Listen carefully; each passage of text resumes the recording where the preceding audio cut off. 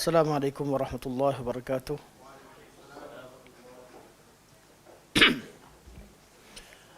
Bismillahirrahmanirrahim. Alhamdulillahi rabbil alamin. Nahmadullah ta'ala wa nashkuruh. Wa nusalli wa nusallimu ala sayyidina Muhammadin alladhi ballagha ar-risalah wa adda al-amanah wa nasaha al-ummah hatta ataahu al-yaqin wa ala alihi wa sahbihi ajma'in. Subhanaka la ilma lana illa ma 'allamtana innaka antal alimul hakim. Rabbi shrah li sadri wa yassir li amri wahlul 'uqdatam min lisani yafqahu qawli, amma ba'd. Fa inna asdaqal hadits kitabullah wa khairal hadi hadi Muhammadin sallallahu alaihi wasallam wa syarrul umuri muhdatsatuha wa kullu muhdatsatin bid'ah wa kullu bid'atin dhalalah wa kullu dhalalatin fin nar, thumma amma ba'd. Pertama sekali mari kita merafakkan setinggi-tinggi kesyukuran kepada Allah Subhanahu wa taala setelah kita tidak bertemu selama 2 minggu. Hari ini kita sambung semula kuliah syarah akidah tahawiyah, dan insya-Allah hari ini kita masuk pada tajuk baru, iaitu pada muka surat 159. 159 pada matan baru berkaitan dengan rukun iman. Rukun iman. Qauluhu wal imanu huwal imanu billahi wa malaikatihi wa kutubihi wa rusulihi wal yaumil akhir wal qadari khairihi wa syarrihi wa hulwihi wa murrihi minallahi ta'ala. Antara perkara yang ditegaskan oleh al-Imam Abu Ja'far At-Tahawi rahimahullah dalam menerangkan akidah Imam Abu Hanifah dan 2 orang sahabatnya, Imam Abu Yusuf dan Imam Muhammad, bahawa rukun iman itu 6, dan ini perkara yang diijma'kan. Matan ini tidak menerangkan secara detail. Matan ini lebih kita katakan terangkan kenyataan akidah yang dipegang oleh Imam Abu Hanifah. Dan akidah ini juga adalah merupakan akidah seluruh umat Islam dan tidak berlaku khilaf padanya. Tidak ada khilaf di kalangan umat Islam bahawa rukun iman itu ada 6. Kalau ada yang sebut dengan sebutan yang lain, itu hanya khilaf lafzi. Seperti yang sebut beriman dengan bahawa rukun iman itu 5. Tidak menyebutkan qada dan qadar. Tapi kita bahawa qada qadar masuk dalam iman dengan hari akhirat. Dan kadang sebahagian ulama masuk dalam beriman dengan Allah Subhanahu wa taala, kerana qada qadar itu merupakan salah satu daripada perbuatan Allah Subhanahu wa taala. Okey, jadi rukun iman, kata Syekh, iman ialah beriman kepada Allah Subhanahu wa taala, malaikat-malaikat, kitab-kitab, rasul-rasul, hari akhirat, serta qada dan qadar, baik dan jahat, manis dan pahit, yang datang daripada Allah Subhanahu wa taala. Inilah rukun iman. 6 rukun iman. Telah dijelaskan sebelum ini bahawa rukun iman ini merupakan usul agama. Kalau ada yang tolak salah satu daripadanya, artinya tidak tertegak agama Islam pada dirinya. Quraisy ketika sebelum diutuskan Rasulullah sallallahu alaihi wasallam, rukun mana yang ditolak? Yang ditolak oleh Quraisy, beriman dengan hari akhirat. Itu yang dia tolak. Yang lain, qada qadar diterima dengan sebahagian konsep ada padanya. Beriman dengan Allah diterima dengan akidah syirik yang ada padanya. Beriman dengan malaikat diterima dengan akidah yang buruk.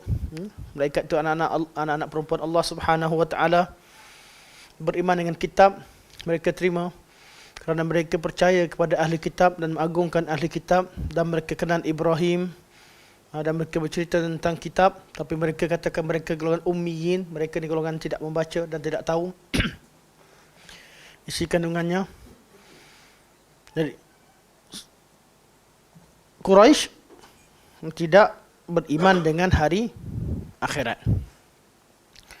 Umat Islam keseluruhan beriman dengan ke-6 rukun. Telah dijelaskan telah dijelaskan sebelum ini bahawa rukun iman ini merupakan usul agama. Ia menjadi jawapan yang diberikan oleh Nabi SAW dalam kisah hadis Jibril alaihissalam yang masyhur dan disepakati kesahihannya ketika ia datang berjumpa Nabi SAW dalam rupa seorang lelaki Arab dan bertanya kepada baginda tentang Islam.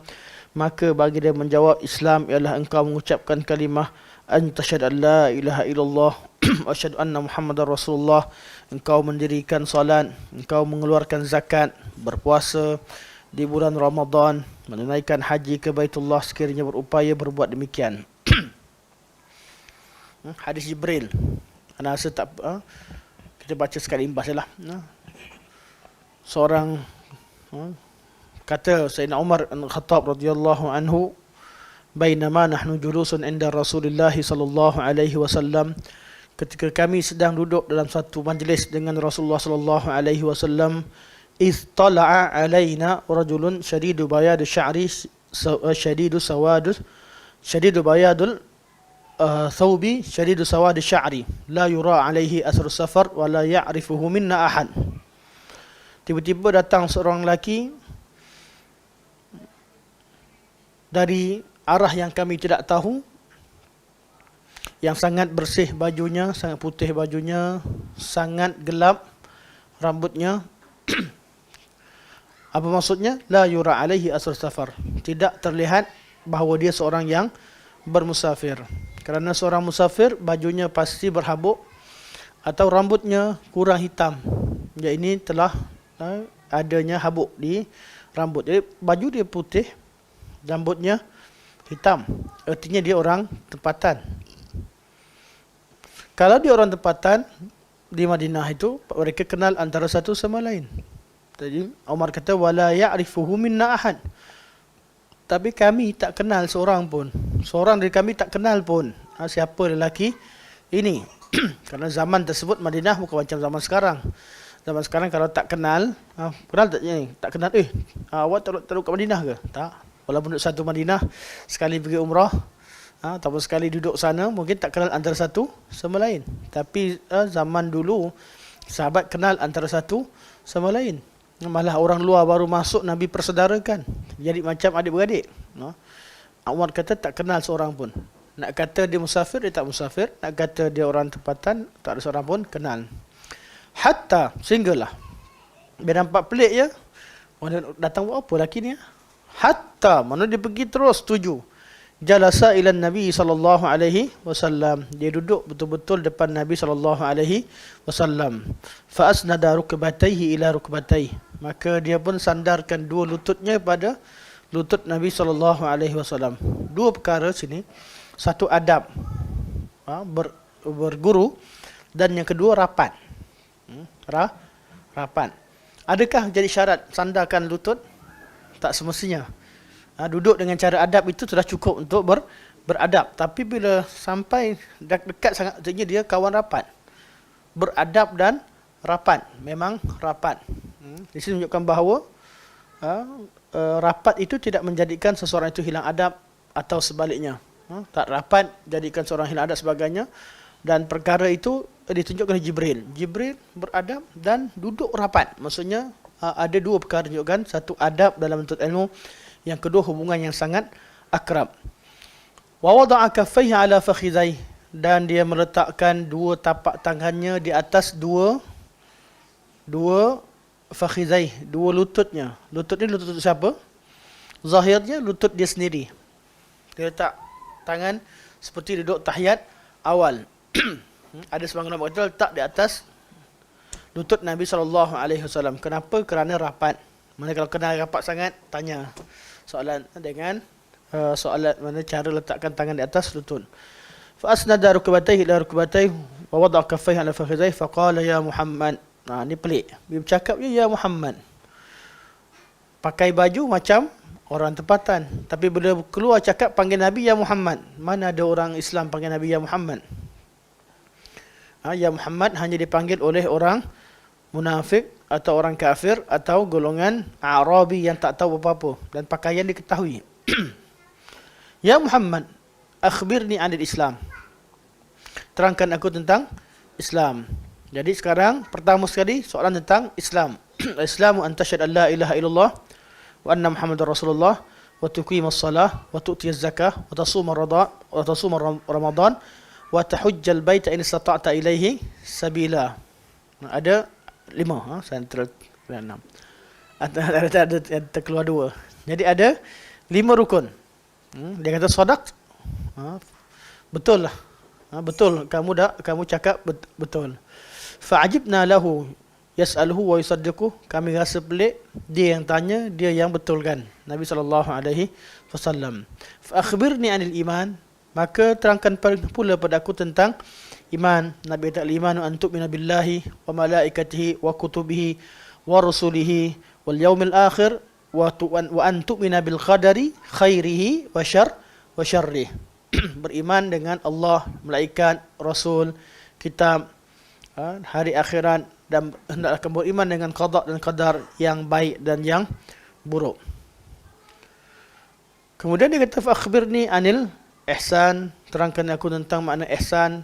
Nabi jawab, al-ihsan an ta'budullah ka'annaka tarahu fa in lam takun tarahu fa innahu yarak.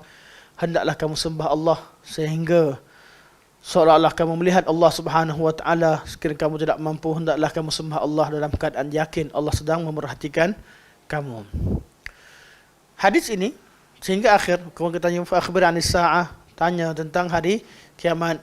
Nabi jawab mal mas'ulu anha bi'alam minas sa'il. Orang yang tanya tidak ada ilmu lebih daripada yang bertanya, iaitu semua kedua-duanya tidak tahu tentang perkara ini.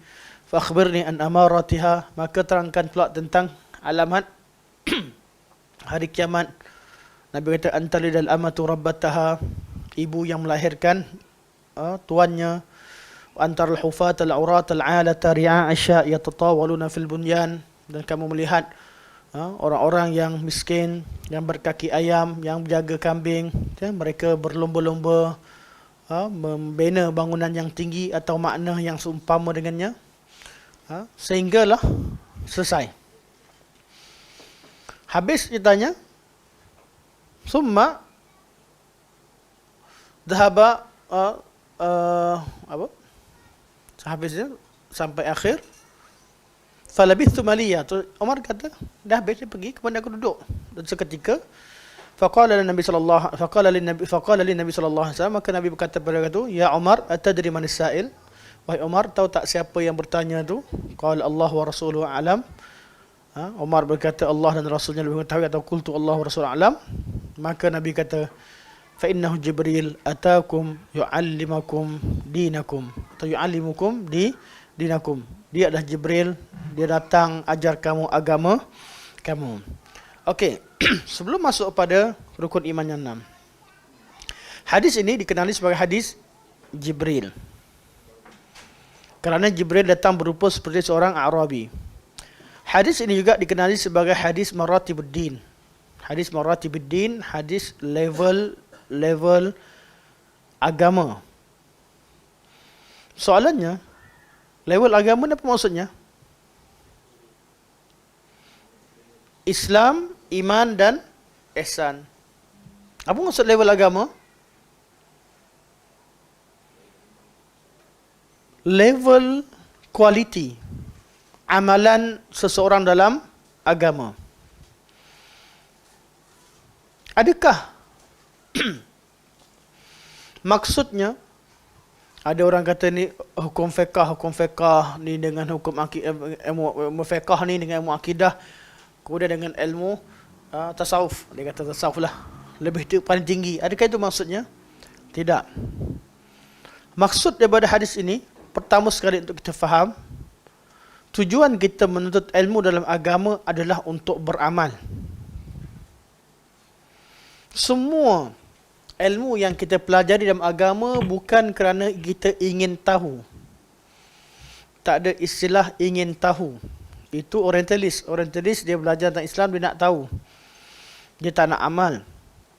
Dia tak nak buat pun. Dia belajar, nak kaji, nak tahu.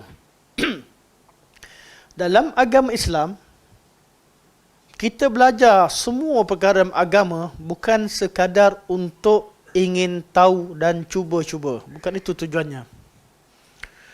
Tujuan daripada tiap-tiap ilmu yang kita pelajari adalah untuk beramal. Kalau ilmu yang kita belajar itu berkaitan dengan perintah Allah, apa yang Allah suruh kita buat, itulah Islam.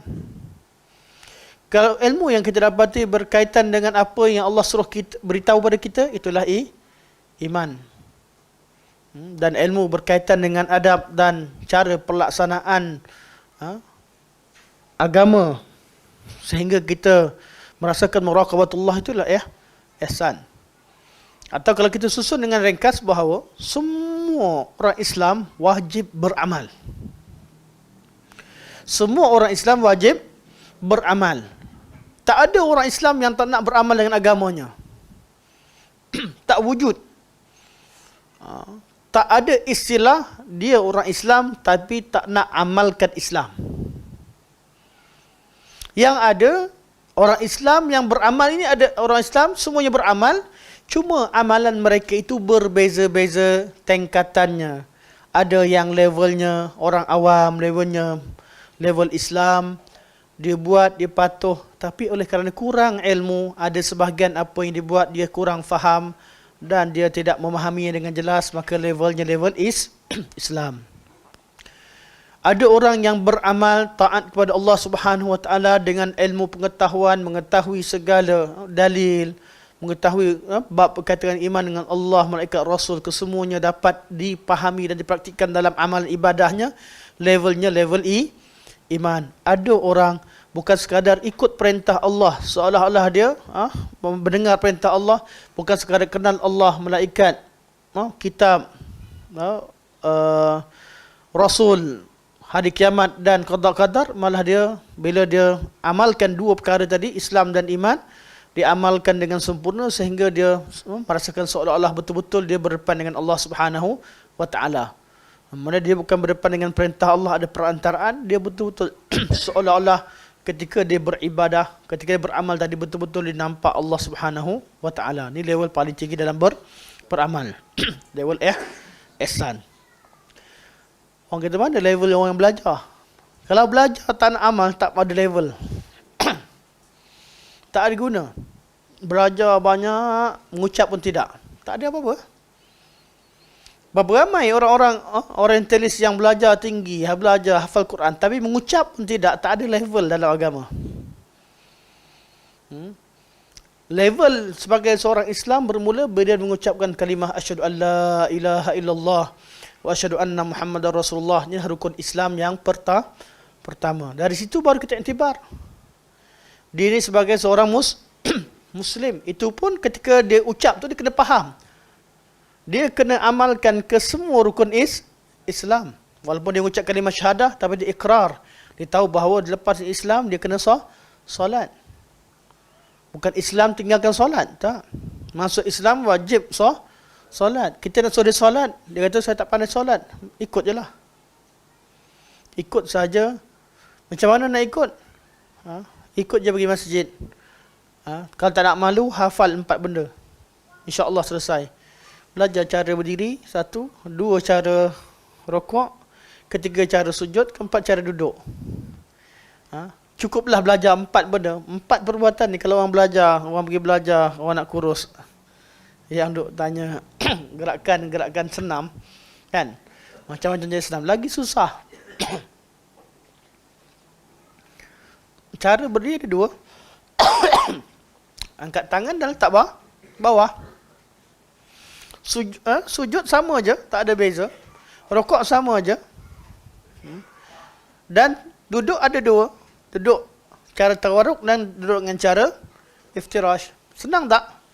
Senang. Tak ada alasan tak nak solat.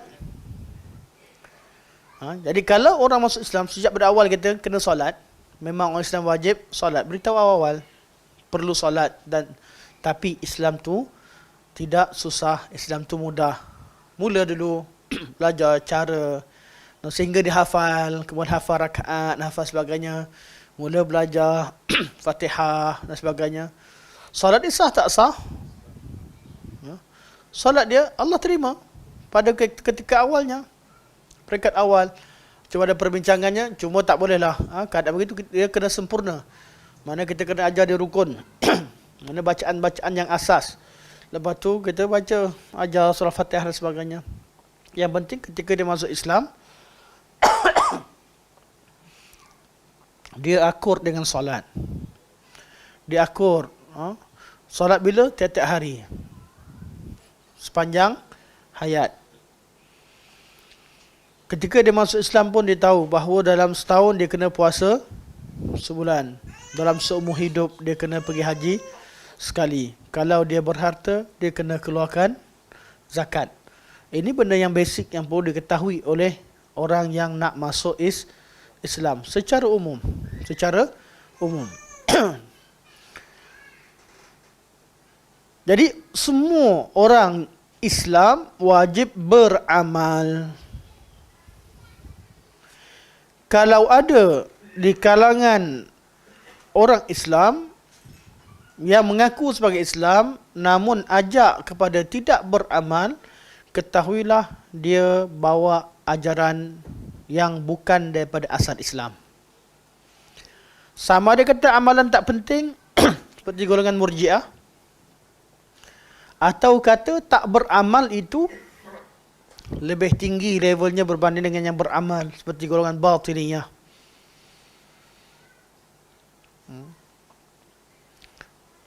Jadi amalan dia solat dengan niat lebih tinggi levelnya berbanding solat dengan cara yang Nabi ajar.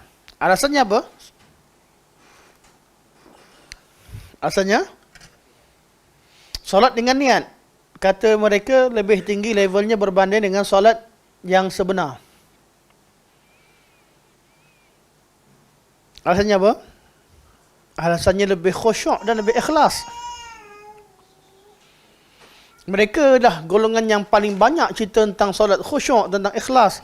Tapi caranya lah dengan tidak solat dengan niat.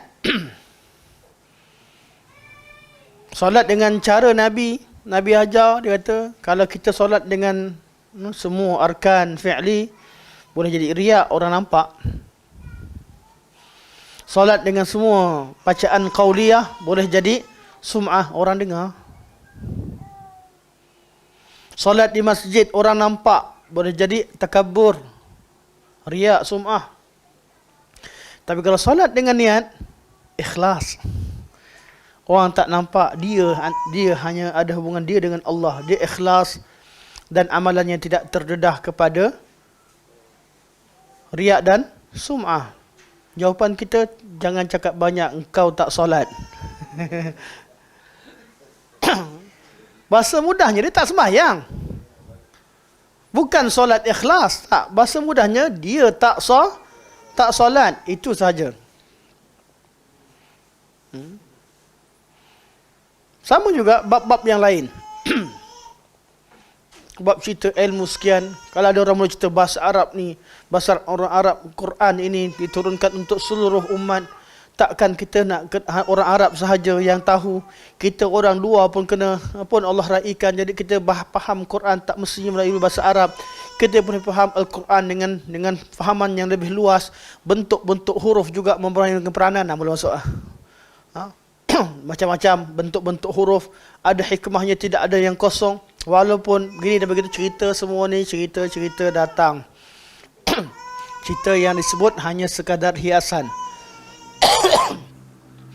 Asalnya golongan ini golongan mengajak manusia supaya tidak beramal. Kerana masdar dan sumber pengambilan ilmu mereka itu datang daripada kaum kufar, agama orang kafir.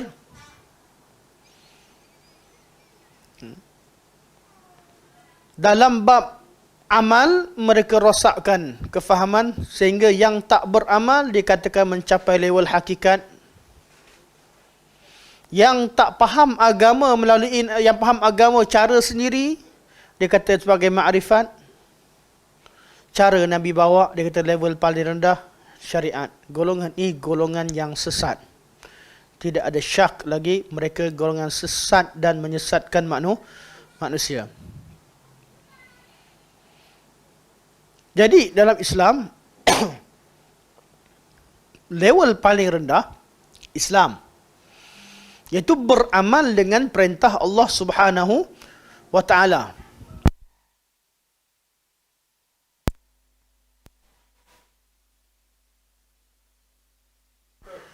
Jelas dengan detail. Kemudian dari hari ke hari mereka memartabatkan amalan mereka. Tiap-tiap amalan yang dipelajari dalilnya. Solat ditambahkan belajar dalil, zakat mereka belajar dalil sehingga mereka merasakan amalan mereka bukan taklid, mereka buat kerana dalil, kerana perintah Allah. Mereka tahu apa yang mereka buat ini adalah apa yang Allah perintahkan.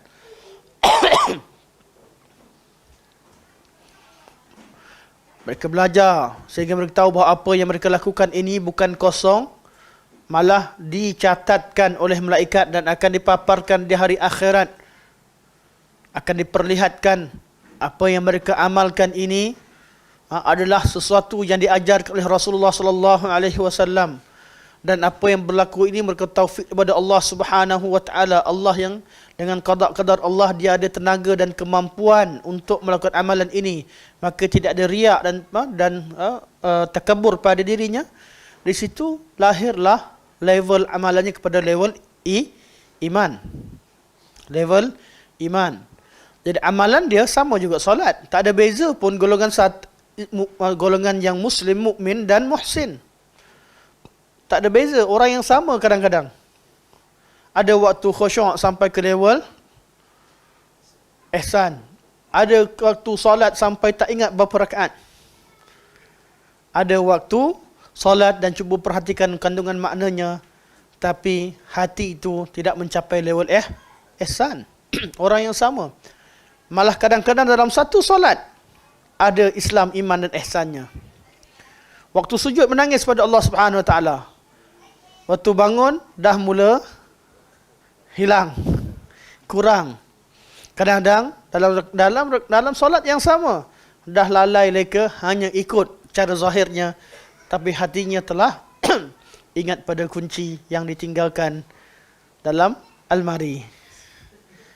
Solat yang sama. Jadi level amalan tadi, maratibuddin, tidak membezakan manusia kepada 3 level. Tidak menjadikan kamu ahli syariat, kamu ahli ma'rifat, kamu ahli hakikat. Seperti mana yang dibawa oleh golongan sufi yang sesat, golongan sufi yang melampau lah, golongan batiniyah. Islam, iman dan ihsan itu adalah level kualiti amalan seseorang. Okey. Jadi dari situ kita akan faham makna rukun iman. Perkara yang menyebabkan kita faham tentang agama ketika kita beramal ini, kita tak akan sempurna amalan Islam kita kecuali dengan kita memahami erti iman. Iman dengan Allah. Iman dengan Allah mengandungi berapa tajuk? Kalau kita buatkan syajarah, buatkan peta minda, beriman dengan Allah ada berapa tajuk utama? 4 bab utama. Beriman dengan Allah merangkumi 4 bab utama. Satu, beriman tentang kewujudan Allah. Allah itu wujud. Itu tajuk, antara tajuk utama. Tajuk kedua, beriman dengan rububiyah Allah Subhanahu wa taala, iaitu Allah Subhanahu wa taala yang mencipta, yang memiliki dan mentadbir alam ini. 3 sifat utama dalam rububiyah. Allah yang cipta, Allah yang memiliki dan berkuasa, dan Allah yang mengatur dan mentadbir alam ini. Ini 3 sifat utama dalam bab ar-rububiyah. Itu apa yang Allah lakukan pada kita. Dan yang ketiga, beriman dengan rububiyah. Belajar tentang kewujudan Allah. Belajar tentang pengetahuan tentang dalil kenal Allah bukanlah suatu perkara yang diletakkan pada fokus utama. Kenapa?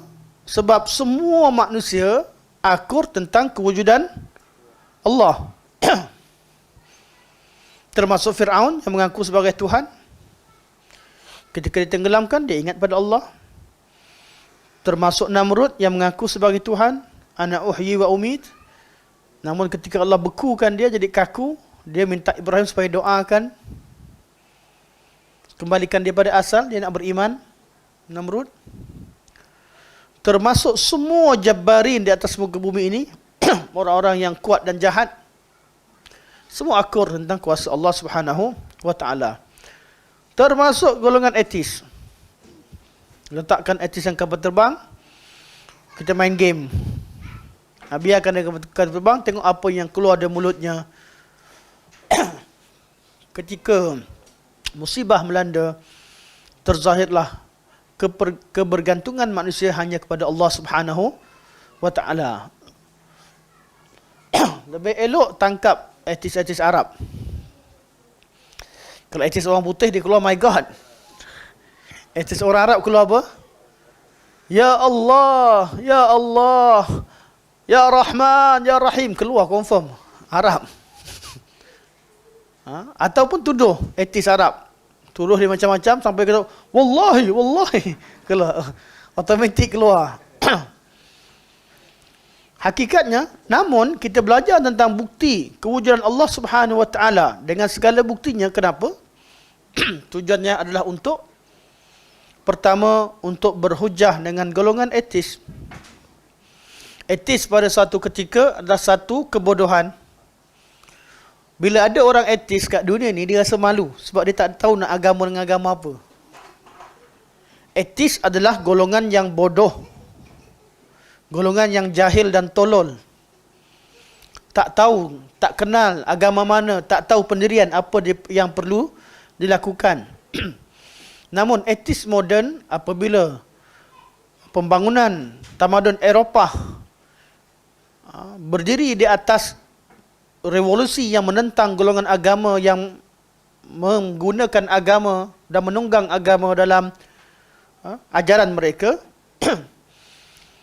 golongan etis, golongan yang menolak agama, mereka menjadikan etis sebagai cara hidup mereka. Maka mereka memadamkan semua kemajuan yang ada pada sebelumnya, seolah-olah mereka cipta kapal terbang kerana mereka etis.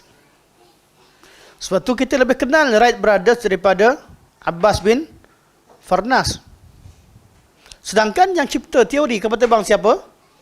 Teori Farnas, Abbas bin Farnas. Dia yang cipta semua teori. Wright Brothers cuma praktis.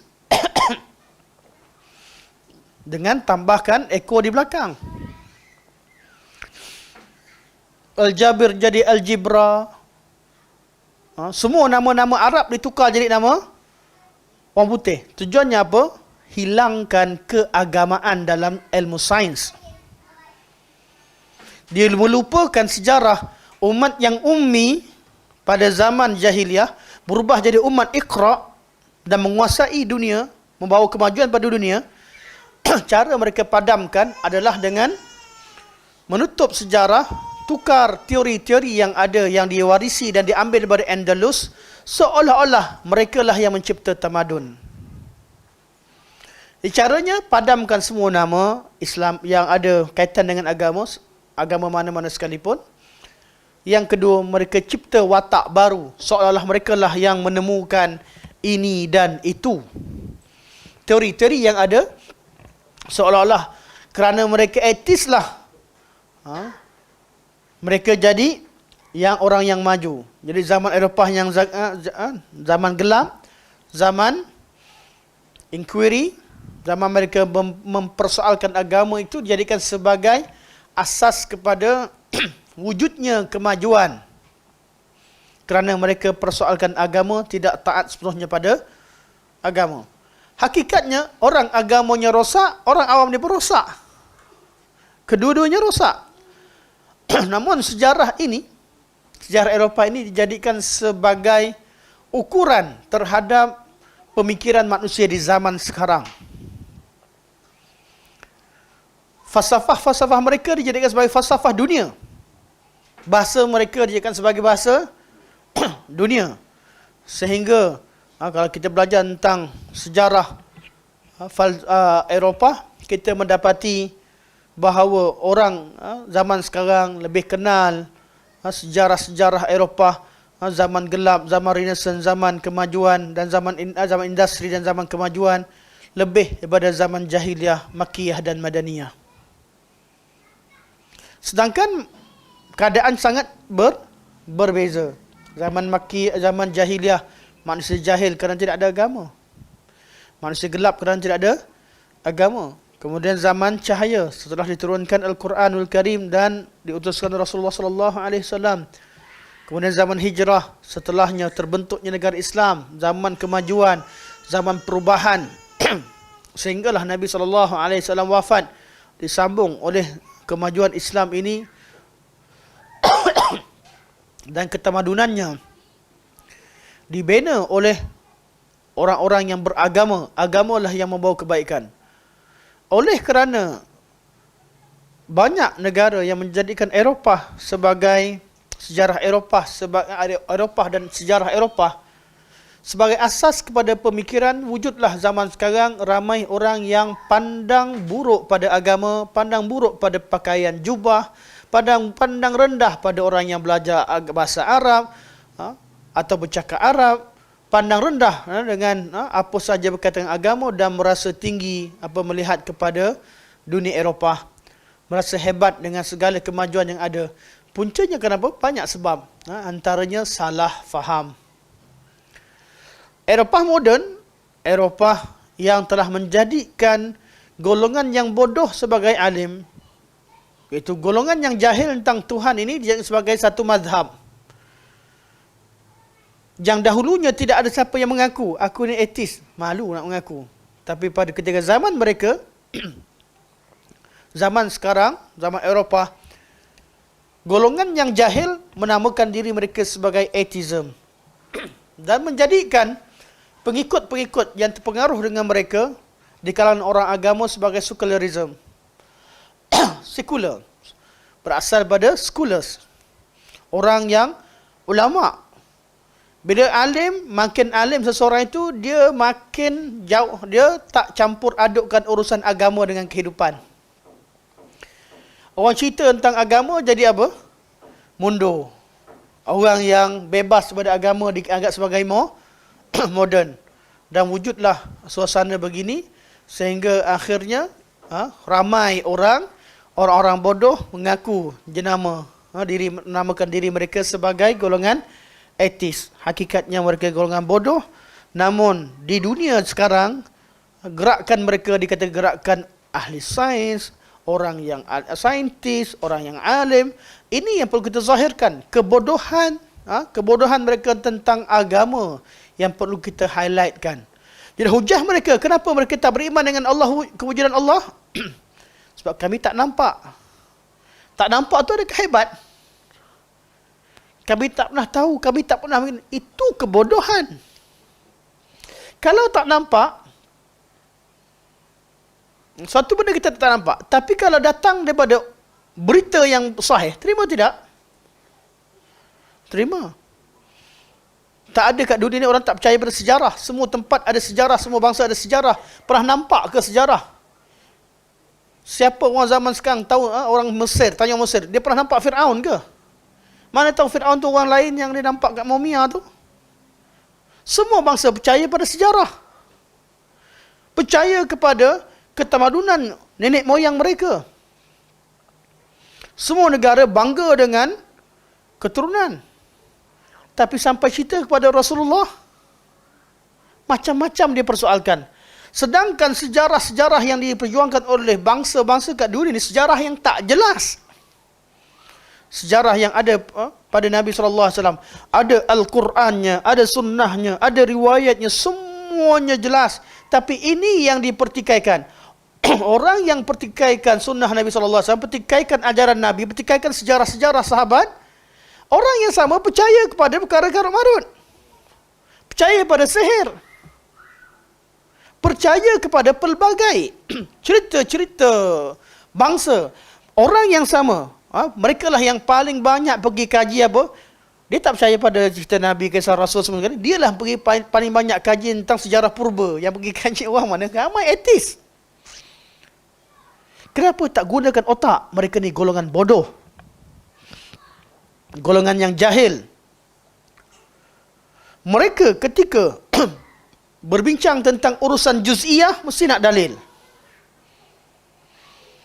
Nak cerita tentang corona. Oh, kena cek, kena tengok, kena ada bukti.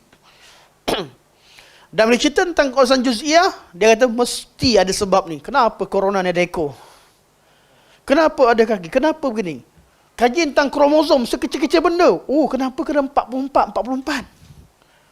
Kalau kurang detail, semua benda yang ada, mesti ada tujuan dan sebab. Betul? Kenapa tangan ni ada berapa? Kenapa ulat bulu ada banyak kaki? Mereka belajar, kira. Sejuzuk benda-benda kecil. Kenapa darah ni, kenapa perlukan kepada H2O untuk membentuk air? Kenapa badan kita perlukan protein? Mereka kaji sampai lemak perlu berapa peratus, protein kena berapa peratus, karbohidrat kena berapa peratus. Kaji semua benda. Itu yang juzuk pada badan. Tapi kenapa manusia diciptakan yang secara kulli, kenapa alam diciptakan yang lebih luas? Oh, tak ada apa-apa. Mereka bawa pemikiran, so beriman dengan satu perkara sedetail, juz'i yang kecil-kecil itu, pasti ada sebab.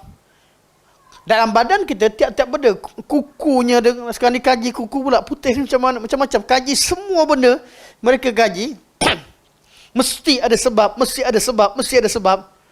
Tapi diri manusia secara sempurna itu, secara keseluruhannya, tak ada sebab. Sebab itu golongan ini adalah golongan yang jahil. Golongan yang jahil tentang agama, malah jahil tentang sains itu sendiri. Betul? Kita beriman, kita cerita tentang kewujudan Allah, bukan mengatakan bahawa berasalnya iman seseorang itu, semua orang kena belajar dulu Allah terwujud. Tak, bukan itu tujuannya. Ahli kalam, ya. Ahli kalam, ilmu mereka yang awal, iman mereka yang awal, manusia itu sempurna, bila dia beriman tentang kewujudan Allah. Ahli sunnah menjadikan perbincangan berkaitan kewujudan Allah, perbincangan dengan dua maksud. Maksud pertama, untuk berhujah dengan golongan etis. Bukan untuk jadikan sebagai perkara pertama yang wajib diajarkan. Kenapa? Kerana memang dah ada keimanan tentang kewujudan Allah, memang dah wujud pada fitrah.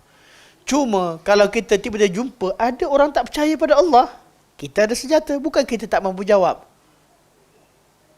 Iman kita bermula bila mengucapkan kalimah asyhadu an la ilaha illallah. Itulah tanggungjawab pertama yang perlu kita lakukan. Tanggungjawab pertama adalah mengucap kalimah la ilaha illallah. Jumpa dengan orang, tanya kepada orang yang non-Muslim, dia percaya kepada Allah Ta'ala? Dia percaya. Tuhan Allah, Tuhan, dia percaya. Percaya pada semua. Kenapa you sembah ni? Oh, kami sembah ni sebab begini, macam ni sebab. Kita ajar dia tauhid.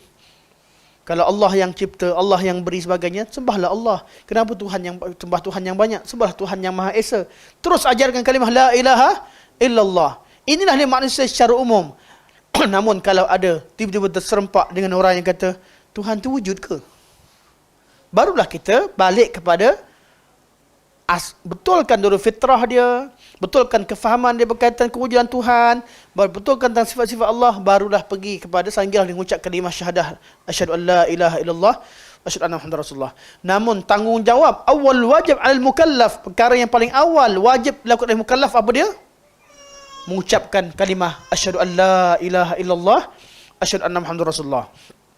Tak mengucap, dia tak ada buat satu kewajipan pun terhadap Allah. Belajarlah, kajilah. Tapi ahli kalam kata awal wajib al-mukallaf disebut apa? Macam-macam lafaz.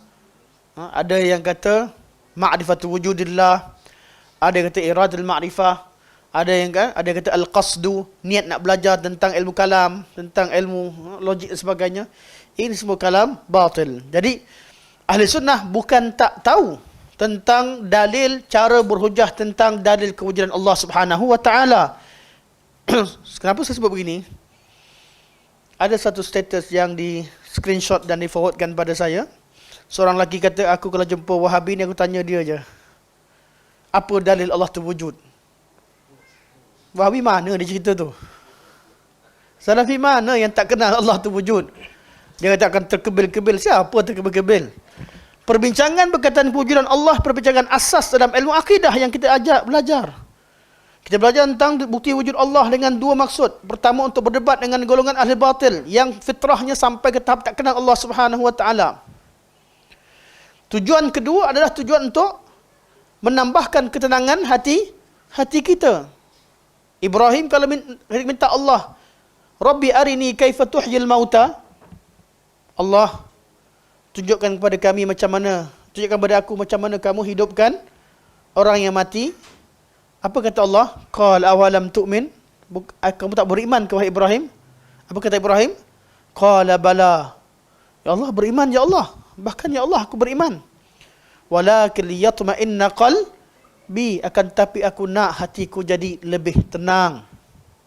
Kita, antum yakin tak Allah tu wujud? Yakin.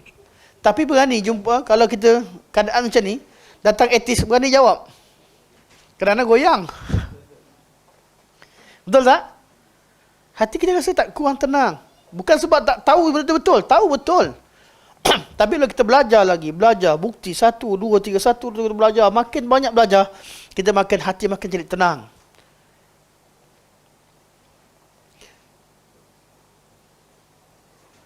Semua ilmu ada levelnya. Suatu keyakinan itu sendiri ada levelnya. Semua orang Islam yakin tentang kewujudan Allah. Cuma tajuk berkaitan dengan dalil wujud Allah ini merupakan tajuk untuk tujuh menguatkan iman, untuk menguatkan bukan kata kuat, untuk mengukuhkan lagi supaya hati menjadi lebih tenang, dan bertujuan untuk berdebat, berhujah dengan kaum etis atau orang Islam yang mengaku Islam tapi bawa pemikiran etis. Ada tak? Ada. Artinya dia orang bodoh. Dia bawa pemikiran etis tapi mengaku diri sebagai Islam. Berapa banyak kumpulan-kumpulan yang macam ni? Orang Islam tapi ajak kepada pemikiran-pemikiran bukan Islam. Jadi beriman dengan Allah ada 4 tajuk utama. Pertama, iman dengan wujud Allah. Detailnya boleh tengok pada daurah kita tentang dalil kewujudan Allah Subhanahu wa taala. Tajuk kedua, beriman dengan rububiyah Allah Subhanahu wa taala. Belajar betul-betul sampai kita tahu, yakin betul bahawa Rabb, iaitu yang mencipta alam, yang memiliki dan berkuasa di alam ini, dan yang mentadbir segala urusan hanya Allah. Tak ada masuk campur mana-mana makhluk.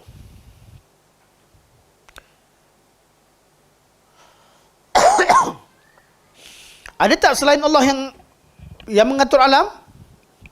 Tidak ada. Tak ada seorang pun, tidak ada satu makhluk pun yang masuk campur dalam pentadbiran alam.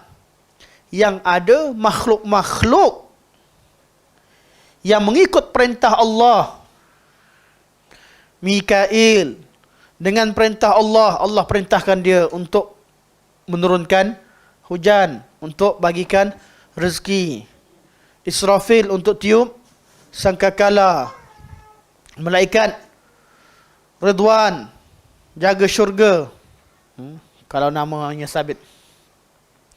Malaikat Munkar dan Nakir, kalau sabit nama. Soal malaikat yang jaga fitnah kubur.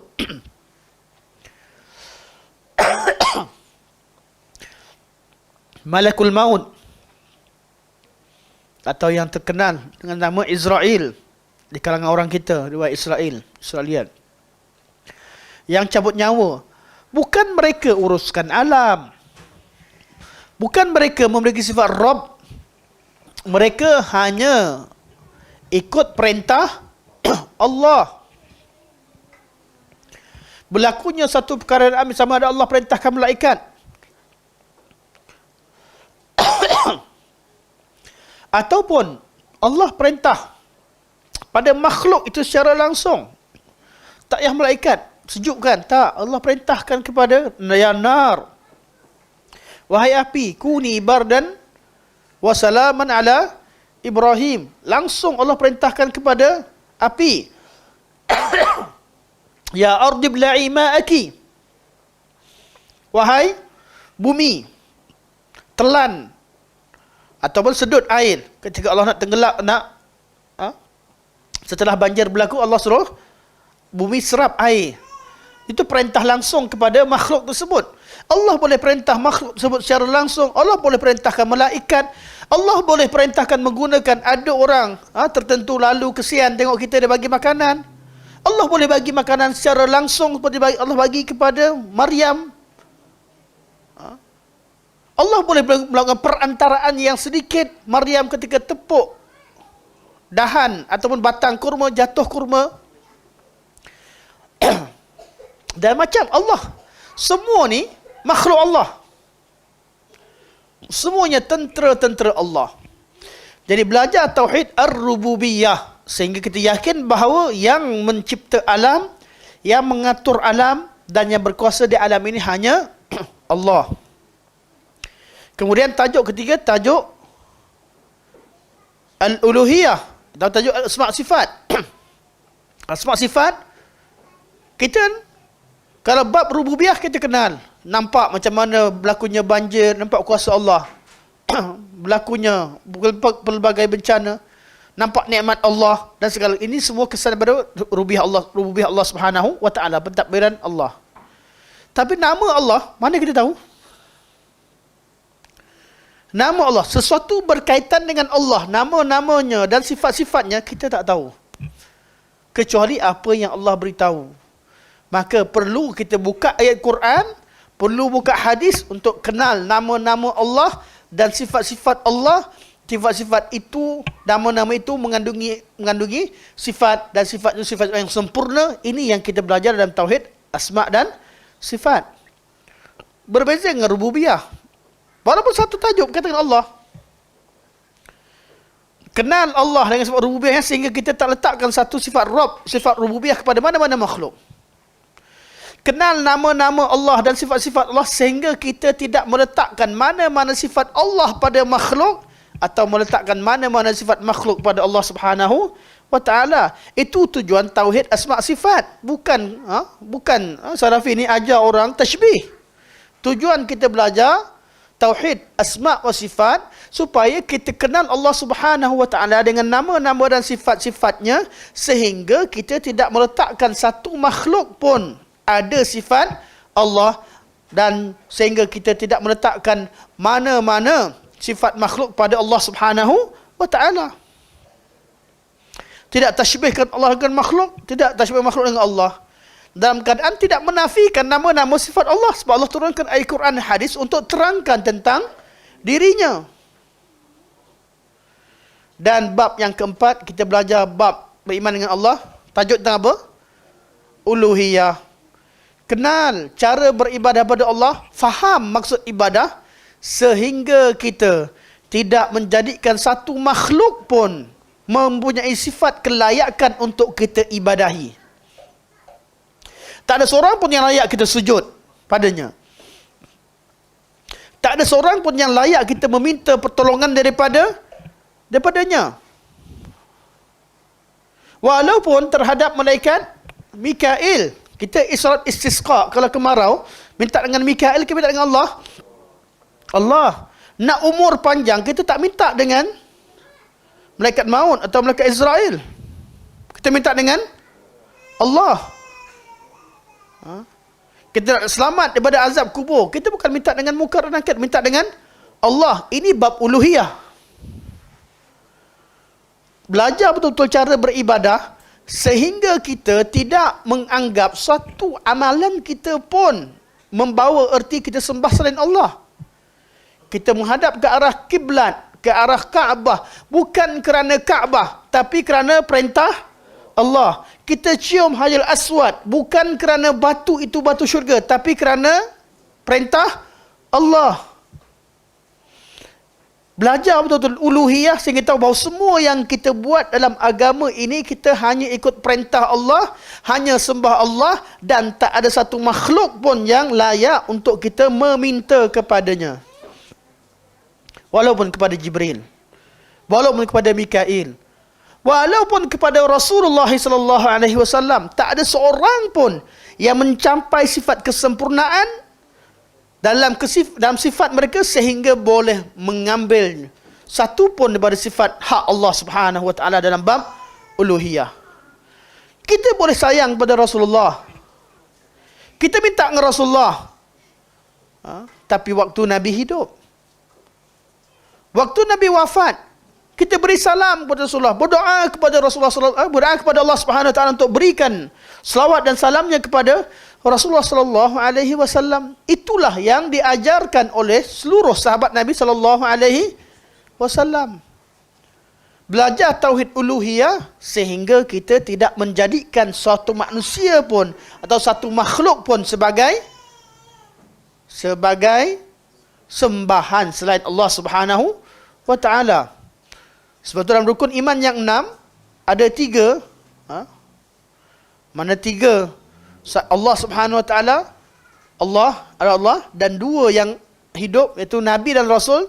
Nabi dan Rasul tidak, walaupun mereka memiliki kedudukan malaikat-malaikat dan rasul-rasul, walaupun mereka memiliki kedudukan yang tinggi sisi Allah, namun kita beriman dengan mereka dengan kadar bahawa mereka adalah makhluk Allah yang mempunyai tugas masing-masing.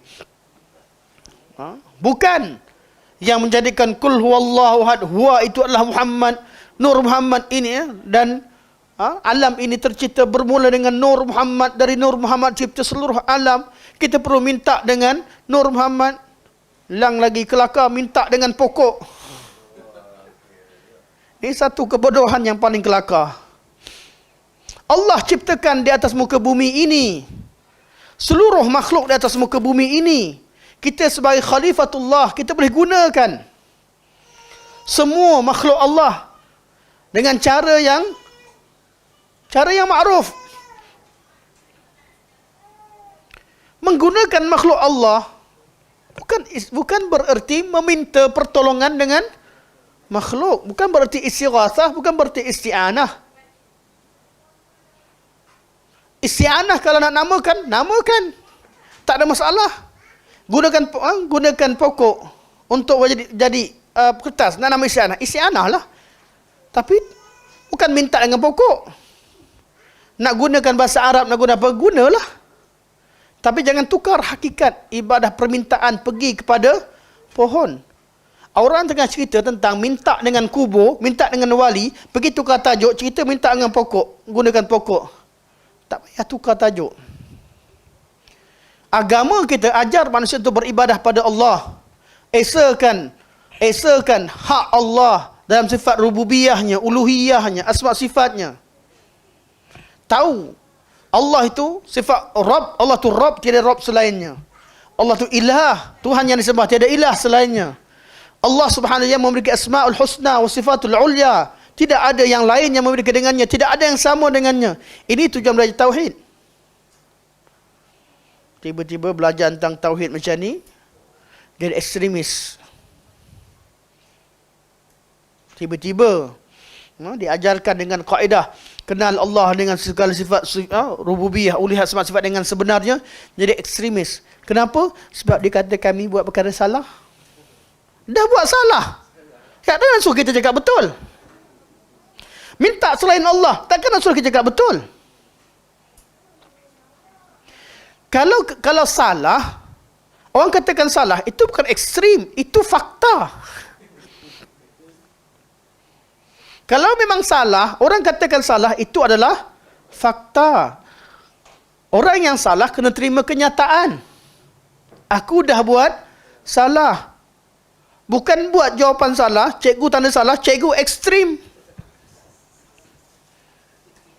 Saya kata 2 tambah 1, 5. Cikgu, sepatutnya cikgu bertolak ansur. Cikgu kena pemaaf. Kena bertolak ansur. Kena faham. Zaman sekarang ramai budak bodoh. Bukan itu maksudnya. Fakta tetap fakta. Betul katakan betul, salah katakan salah. Ekstrim, bila benda salah, dia cakap betul. Ta'assub. Atau benda betul dikatakan salah kerana perkara tertentu. Itu yang ekstrim. Bukan orang yang tegas, namanya ekstrim. Kena tengok mana betul, mana salah. Kalau dia tegas, kemudian dia bersifat melampau, ekstrim lah. Kan? Orang salah 1, dibantainya 10. Orang cakap 1, ditambah-tambah. Buat-buat cerita. Ya, itu salah. Tapi kalau benda yang memang salah, dibetulkan, kena berterima kasih. Kerana kita ni adalah makhluk Allah. Sama-sama makhluk Allah. Sama-sama orang Islam. Bila orang terangkan tentang perkara syirik, bukan orang kata kita musyrik. Orang nak beritahu, kita kan sama-sama ahli tauhid. Kalau tersalah buat, orang tegur, itu bukan berarti orang tu kafirkan kita, tak. Kata ahli tauhid, pergi minta kat pokok, orang kata salah. Terima je lah. Pergi potong pokok, tak apa. Pergi kerja kontraktor. Atau kami ni kerja isti'anah dengan pokok. Pergi kerja dengan pemadaran, tak apa. Nak nama isti'anah pun. Tapi memang potong pokok. Bukan pergi minta pokok. Pokok, tolong je jadi seekor nyamuk. Pokok, tolong je jadi seketul atau jadi kertas. Pokok, tolong doakan pada Allah, kami suka. Memanglah pokok tu makhluk. Tapi Allah Nabi tak ajar pun kita suruh pergi minta dengan pokok. Ya, untuk menjaga tauhid. Pokok yang di tempat Nabi pernah berteduh. Walaupun tidak dipersetujui oleh anak sendiri. Umar kata, walaupun asar ni, Umar kan tak tahu pentingnya asar tentang sejarah. Tapi sampai ke tahap takut orang melakukan mengagungkan satu perkara lebih daripada kadarnya, Umar suruh potong.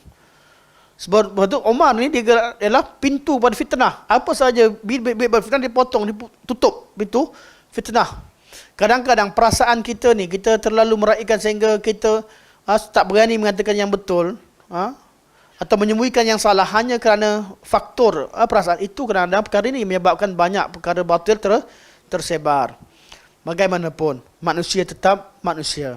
Takkan ada orang sempurna. Semua orang terdedah kepada kesilapan dan kekurangan. Kembalilah kepada Al-Quran. Kembalilah kepada hadis. Kembalilah kepada akidah generasi salafus salih.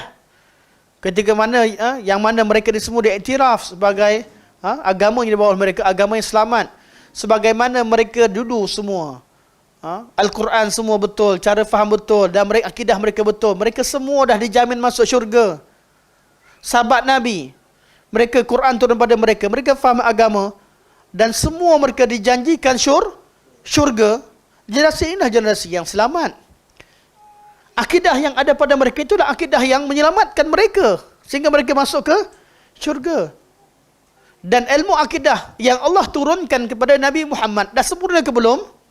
Dah sempurna. Kefahaman agama yang ada pada mereka dah sempurna ke belum? Sempurna. Kita hanya mewarisi ilmu mereka. Jangan kata ilmu sekarang lebih, zaman sekarang kita lebih maju daripada dulu. Ya, maju. Nak naik kapal terbang betul lah. Tapi agama yang dibawa oleh mereka telah pun sempurna. Kita hanya mewarisi. Habis fiqh Ustaz, tak ada nahu, tak ada saraf. Nahu, saraf dan kaedah kena semua. Ilmu-ilmu alat untuk memahamkan kalam mereka, buatlah kaedah apa sekalipun. Mak ayah kita dah ajar dah cara untuk tebang pokok. Betul tak? Cara contoh pokok je. Cuma abang kata, ingat, tengok. Abah dulu kata tebang pokok, dia angkat tangan dulu. Tangan mesti macam ni. Dia buat kaedah bagi kita kat adik dia. Mesti pegang pegang jauh sikit. Lepas tu kalau pukul, lepas betul. Dia buat contoh. Dia lepas, tapi kena tahan, jangan sampai ni. Kaedah dia buat. Bukan bererti dia buat benda baru, tak. Dia tengok ayah dia buat. Nabi SAW dah cakap Arab, bahasa Nabi bahasa sempurna dah. Bahasa sahabat, bahasa sempurna dah pun. Dengan nahu, saraf semua ada, balaghah semua ada. Cuma kaedah tu untuk siapa? Untuk kita ni yang macam budak-budak kecil yang abang ajar tadi tu. Tak tahu cara nak pegang dengan betul. Sebab kita tak nampak betul-betul. Jadi yang nampak, yang dah orang lama-lama ni beritahu kita cara kita. Tapi hujungnya semua ni merujuk kepada sumber yang sama. Dah sempurna pun.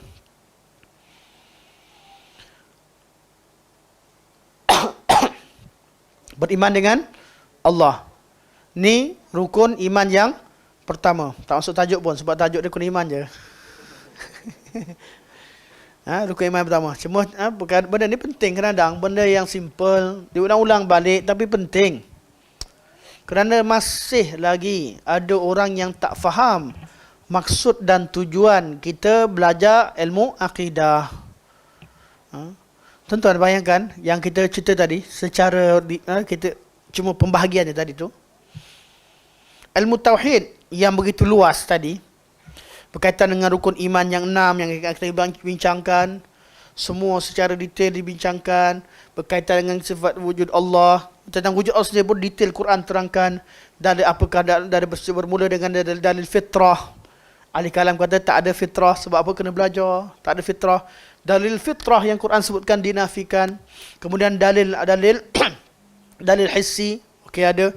Dalil akli Al-Quranul Karim sebut allazi khalaqa fasawwa wallazi qaddara fahada wallazi akhrajal mar'a. Dalil khalq, dalil taswiyah, dalil takdir, dalil hidayah, dalil yang disebutkan dalam Quran begitu banyak, terlalu banyak dalil berkaitan dalil akal. Tiba-tiba ada orang kata, Quran tak ada terangkan cara untuk tak ada terangkan cara untuk berdebat dengan etis. Mana ada? Sempurna yang ada dalam Al-Quranul Karim. Dalam Al-Quran itulah ada sumber logik akal kita. Dalilul khalq. Dalil khalq bukan Allah sebut khalq macam tu je. Dalam ayat dalam surah Al-A'la Allah sebut allazi khalaqa. Dalam ayat yang lain Allah terangkan secara detail, berdebat hujah dengan jelas. Am khuliqu min ghairi syai'in am humul khaliqun. Adakah mereka ini tercipta sendiri tiba-tiba? Islam ada pilih muka sendiri. Kita tak pilih muka kita, kita tak pilih mak ayah kita, kita tak pilih tempat lahir kita, kita tak pilih apa-apa. Kita ni tak ada orang datang tiba-tiba tercipta, tak. Mesti ada yang menciptakan. Am khuliqu min ghairi syai'in am humul khaliqun, atau kamu sendiri yang cipta diri kamu sendiri? Mereka atau mereka kan cipta diri mereka sendiri? Confirm tidak. Muka pun tak puas hati, tak habis-habis masuk salon, rambut yang lurus dikerentengkan, badan gemuk dikuruskan. Tak, itu tak ada. Itu tak apa, badan gemuk dikuruskan tak termasuk dalam mengubah kejadian Allah Subhanahu wa taala. Itu kesihatan. Kita akan cerita kemudian. Yang penting semua ni semua berkaitan dengan dalil-dalil ini dibincangkan secara detail. Dah ada pun. Tiba-tiba ada orang kata kalau tak belajar ilmu kalam nanti tak pandai cakap, tak pandai nak debat dengan etis. Nanti etis datang macam mana? Etis lagi ramai zaman dulu. Orang kafir ramai masuk Islam, 2/3 dunia datang. 2/3 dunia umat Islam menguasai dunia dan orang masuk Islam. Belum ada ilmu kalam diterjemahkan walaupun sepatah. Oh bang, oh kak. Balik semula. Zaman ilmu kalam tu masuk zaman Abbasiyah, zaman Harun al-Rashid, zaman kemudian. Harun al-Rashid baru start terjemah. Al-Ma'mun yang Harun al-Rashid cuma terjemah itu. Zaman Al-Ma'mun yang betul-betul ilmu falsafah masuk. Zaman tu negara Islam dah mengecil dah. Zaman awal 2/3 dunia Islam, pada zaman Umar bin Abdul Aziz, pada zaman Umayyah 2/3 dunia masuk Islam, ramai masuk Islam tanpa ada belum ada penterjemahan ilmu kalam, ilmu logik yang dianggap logik ni. Sebab apa? Sebab memang orang Islam dalam Quran itu sendiri ada dalil-dalil akal yang jelas. Ada hujah. Tinggal belajar ke tak belajar. Sehingga mengatakan bahawa dalam Quran dalil akal lain, dalil akal lain. Kita bukan menafikan adanya sumbangan ilmu tertentu, tetapi jadikan akal semata-mata datang ilmu kalam, dan sahabat Nabi, logik-logik zaman dulu dinafikan, akal mereka, jadikan asas dari syarak ditolak. Kita bukan menolak kebaikan yang ada pada part-part tertentu dalam ilmu kalam, tetapi jadikan ilmu kalam itu sebagai asas mengenal Allah Subhanahu Wa Taala, menafikan, menjadikan bahawa mazhab salaf itu mazhab yang selamat tapi kurang ilmunya dan sebagainya, dikatakan itu yang kita tentang. Kita mengatakan bahawa manhaj salaf dahulu a'lam wa ahkam, paling berilmu, paling berhikmah, dan aslam, paling selamat dan paling sempurna. Sebab apa? Sebab agama yang ada pada kita, kita warisi daripada mereka. Ada soalan? Ucapan kita membenci perbuatan syirik tetapi tidak kepada pelakunya, adakah ucapan ini benar di sisi Ahli Sunnah wal Jamaah? Okay. Benar secara umum. Kita tidak membenci orang yang pada diri manusia. Kita benci pada perbuatannya. Namun ahli syirik yang memang perjuangkan syirik, kita perlu barak dan berlepas daripada mereka. Ada orang tersalah buat. Dia buat salah. Kita benci, kita betulkan kesilapan dia bukan pada orangnya. Namun kalau ada ahli syirik yang memang perjuangkan syirik, kita perlu ingatkan manusia, dia ini ajarkan perkara syirik. Jauhi dia, jangan dekati dia. Dia bawa kesesatan. Boleh tidak? Boleh. Jadi betul tidak? Betul pada asasnya. Kita benci kepada perbuat syirik bukan pada pelaku syirik, kecuali diketahui bahawa dia memang ahli syirik. Sama ada dia dengan syubhah atau dengan syahwat, dia tak tahu. Tapi kalau kita tak ingatkan dia, menjadi bahaya pada orang lain, maka kita perlu peringatkan bahaya pemikiran yang dibawa walaupun dia tidak sengaja. Jadi bencinya kita pada syirik atau berlepasnya kita daripada golongan yang bawa kepada pemikiran kesyirikan, maslahah yang kita ukur adalah maslahah agama. Kalau pergi buat perkara syirik dan dia orang awam tak tahu apa-apa, jangan benci dia. Tengok, kalau kita berdakwah, kita sampaikan boleh dapat, jadi kita bawakan, kita berdakwah ikut masalah agama, untuk kebaikan agama. Tapi kalau dia buat syirik, kemudian memang betul-betul dakwah kepada benda yang salah, ajar sana sini perkara yang salah dan perkara yang mengandungi perkara syirik, kita kata kami, dia tak apa, kami ini tak boleh. Ada masanya kita perlu bertegas, ada masanya kita perlu berlembut. Maslahah yang kita ambil adalah maslahah agama, yang mana yang lebih menguntungkan agama Allah Subhanahu wa Ta'ala. Di dalam mengambil pendirian perlu lihat pada maslahah. Dalil, semua orang tahu dalil. Dalil perlu rujuk, ini yang pertama. Yang kedua perlu tengok pada maslahah, dan maslahah itu bukan masalah personal, bukan masalah kumpulan tertentu, tapi maslahah untuk agama Allah Subhanahu wa Ta'ala. Ada orang buat syirik, tapi masalahnya jangan syirikkan dia sebab dia tak tahu. Ada orang buat bid'ah, dia tak tahu pun. Dia nak sunnah, dia semangat nak beramal ibadah. Jangan kita hukumkan dia ahli bid'ah. Tak. Walaupun dia buat banyak perkara bid'ah. Tak. Kena pergi ajak, beritahu, terangkan. Dan ini dah daripada kebanyakan masyarakat kita yang nakkan sunnah. Banyak yang buat perkara bid'ah. Adakah mereka nak bid'ah? Tak. Semua tu semangat menangis depan Allah. Ada yang buat perkara kita, tapi mereka berdoa kepada Allah. Pergi kat kubur, Nampak macam baca benda syirik. Betul berdoa dengan Allah menangis-nangis kita. Bukan ni. Ni mesti salah faham. Betul kita perlu pada dakwah. Tapi kalau memang tokoh duk ajar orang, mengajak orang pergi kepada perkara bid'ah, khurafat dan sebagainya, kita perlu peringatkan, dia jangan ambil ilmu pada dia. Dia ni ahli bid'ah. Boleh tidak? Boleh. Tak boleh guna satu formula yang sendiri. Mana kita umum. Betul atau tidak? Ucapan ni, ucapannya betul pada tempatnya, salah pada tempat yang lain. Perlu lihat kepada perkara sebenarnya. Jadi betul. Betul, kita membenci pada satu amalan yang salah bukan pada orangnya, pada asasnya. Namun sekiranya dia adalah pelaku yang mengajak manusia kepada bid'ah dan menjadi sebab pada tersebarnya bid'ah, kita perlu peringatkan dan perlu kita sampaikan kesalahannya kepada orang orang lain. Subhanakallah wa hamdika asyhadu an la ilaha illa anta astaghfiruka wa atubu ilaik. Wa sallallahu ala sayyidina Muhammad wa ala alihi wa sahbihi wa baraka wa sallam walhamdulillahi rabbil alamin. Assalamualaikum warahmatullahi wabarakatuh.